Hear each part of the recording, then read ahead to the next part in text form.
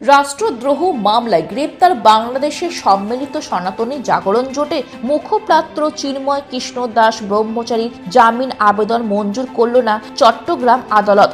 বৃহস্পতিবার চট্টগ্রাম মহানগর দায়রা জজ সাইফুল ইসলাম ওই আবেদনের ওপর শুনানি শেষে জামিনের আবেদন খারিজ করে দেন। সকাল 10:15টার দিকে চট্টগ্রাম মহানগর দায়রা জজ আদালতে প্রাক্তন ইসকন নেতা চিন্ময় কৃষ্ণ দাস ব্রহ্মচারীর পক্ষে জামিন শুনানিতে অংশ নেন সুপ্রিম কোর্টের 11 আইনজীবীর একটি দল। চিন্ময়কে এদিন আদালতে হাজির করা হয়নি। আদালতে আইনজীবীর উপস্থিতিতে আসামির ভার্চুয়াল হাজিরায় জামিন শুনানি হয়। শুনানিকে কেন্দ্র করে সকাল থেকে আদালতে এলাকার নিরাপত্তা নিশ্চিত করতে ব্যাপক ব্যবস্থা নেওয়া হয়। চট্টগ্রাম মহানগর দায়রা জজ আদালতের সহকারী পিপি মোহাম্মদ রায়হানুর ওয়াজিদ চৌধুরী বলেন, শুনানি হয়েছে। শুনানির শেষে আদালত জামিন আবেদন মঞ্জুর করেছেন। আপনারা জানেন যে চিন্ময় কৃষ্ণ দাস ব্রহ্মচারীকে গ্রেপ্তারের পরে তাকে চট্টগ্রাম আদালতে তোলা হয় এবং সেই দিনই জামিন প্রার্থনা করলে বিজ্ঞ আদালত সন্তুষ্ট অন্তে জামিন নামঞ্জুর করেন। যেহেতু রাষ্ট্রদ্রোহ মামলা, নিম্ন কোর্টে জামিন দেওয়ার কোনো সুযোগ বিজ্ঞ আদালতের ছিল না। সেই দিনে আপনারা জানেন যে বিজ্ঞ চিন্ময় কৃষ্ণ ব্রহ্মচারীর আইনজীবী যারা ছিলেন চট্টগ্রামে, তারা নকল তুলে শেয়ার মিস করেন, কিন্তু বিজ্ঞ আদালত সেদিনকে শুনানি না করায় একটা অনাকাঙ্ক্ষিত পরিস্থিতির সৃষ্টি হয়। পরবর্তীতে সেই মামলার জামিন শুনানির জন্য বিভিন্ন ধরনের আইনগত জটিলতা পরিস্থিতির সৃষ্টি হয়েছিল। তো সেই জায়গা থেকে আমাদের সিনিয়র অ্যাডভোকেট রবীন্দ্র ঘোষ, তিনিও এসেছিলেন এই মামলার জামিন শুনানি করার জন্য, কিন্তু বিজ্ঞ আদালত আইনগত বিভিন্ন জটিলতার কারণে তার সে জামিন শুনানি গ্রহণ করে নাই। আজকে যেহেতু উনি ধার্য তারিখ পরবর্তীতে 2 জানুয়ারি উনি পরবর্তী তারিখ রেখেছিলেন, প্রায় 1 মাস পরে আজকে ঢাকা সুপ্রিম কোর্টের সিনিয়র অনেক আইনজীবী সহ ঢাকা জজ কোর্টের 11 জন আইনজীবী আজকে এই মামলার জামিন শুনানিতে ঢাকা থেকে অংশগ্রহণ করে এবং তারা প্রশাসনের সার্বিক নিরাপত্তা বলয়ে বিজ্ঞ আদালতে তারা পৌঁছায় এবং সেখানে চট্টগ্রাম আইনজীবীদেরও বারের প্রেসিডেন্ট সেক্রেটারি সহ আইনজীবীদের সার্বিক সহযোগিতায় সেখানে সুন্দর উভয় পক্ষে জামিন শুনানি হয় এবং আমাদের সিনিয়র আসামি পক্ষে যারা আইনজীবী শুনানি করেছেন, বিজ্ঞ সিনিয়র আইনজীবীরা, তারা এই মামলার পদ্ধতিগত ত্রুটি সহ আইনগত বিষয়ে এই মামলা বিষয়গুলো তুলে ধরেছেন। আপনারা জানেন যে পতাকার যে বিষয়গুলো বলা হচ্ছে, সেই পতাকা কোনো বাংলাদেশের জাতীয় পতাকা নয়, সেখানে বাংলাদেশের জাতীয় পতাকায় চাঁদ তারা খচিত নয়। এই বিষয়গুলো তারা জোরালোভাবে তুলে ধরেছেন।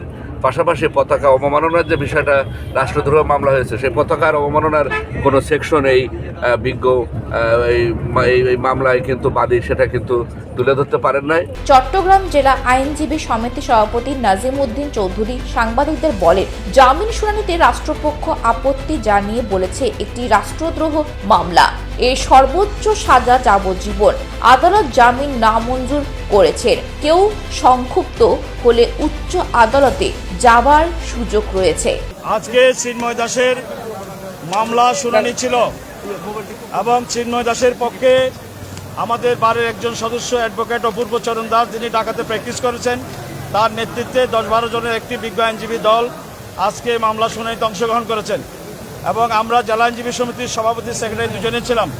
আজকে অত্যন্ত শান্তিপূর্ণভাবে নির্বিঘ্নে আসামি পক্ষের আইনজীবীগণ প্রায় আধা ঘন্টার কাছাকাছি তারা দীর্ঘ শুনানি করেছেন এবং তারা তাদের জামিনের বিষয়ের সপক্ষে তাদের অনেক যুক্তি তুলে ধরেছেন এবং অপরদিকে রাষ্ট্রপক্ষের পিপি, মহানগর পিপি জনাব মফিজুল হক ভূঁইয়া, তিনি বলেছেন যে এটা রাষ্ট্রদ্রোহী মামলা, এই মামলায় সাজা হচ্ছে যাবজ্জীবন এবং এই মামলা বর্তমানে তদন্তাধীন রয়েছেন, অনেক কিছু তথ্য উদ্ঘাটন হবে।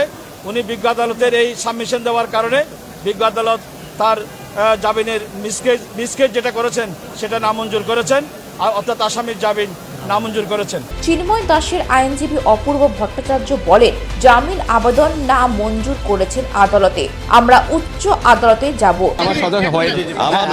আমাদের আজকে যেটা শুনানি হয়েছে, মামলাটা বিজ্ঞ আদালতে শুনানি হয়েছে, বিজ্ঞ আদালত সন্তুষ্ট হয়ে আমাদের এটা নামঞ্জুর করেছেন।